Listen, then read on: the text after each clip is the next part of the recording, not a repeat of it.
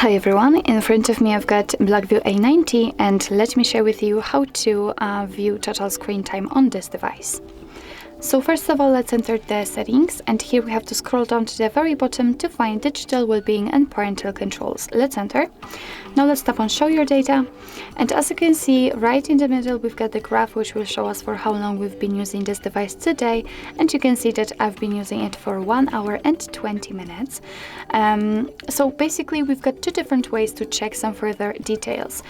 We can tap right in the middle of the graph, and as you can see we will be transferred to the dashboard connected to the whole screen, so for how long you've been using the device, and under it we've got all apps listed with a particular time which you've spent on them. And the second way to check details is to tap on particular app, and as you can see you will be able to check the dashboard for only it, so you can check that I've been using the settings today for almost 1 hour.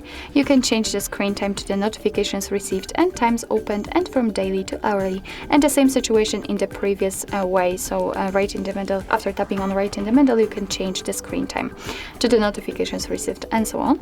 Here you've got the unlocks and notifications count, and basically this is how to check the total screen time. But under it we've got the ways to disconnect, and I really think that it's worth saying. So you've got the focus mode, bedtime mode, or the dashboard. So here it can be useful if, for example, you need the time for yourself, you need to rest, and you just need to, you don't want to be disturbed.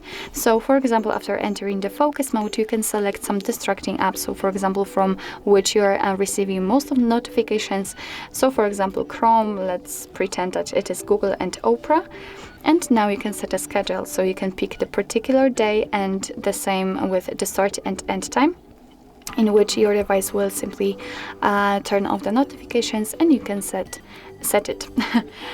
So thanks to this, your device will simply pause the notifications from those apps. So I really think it's quite cool, and it can be quite useful if you need to rest.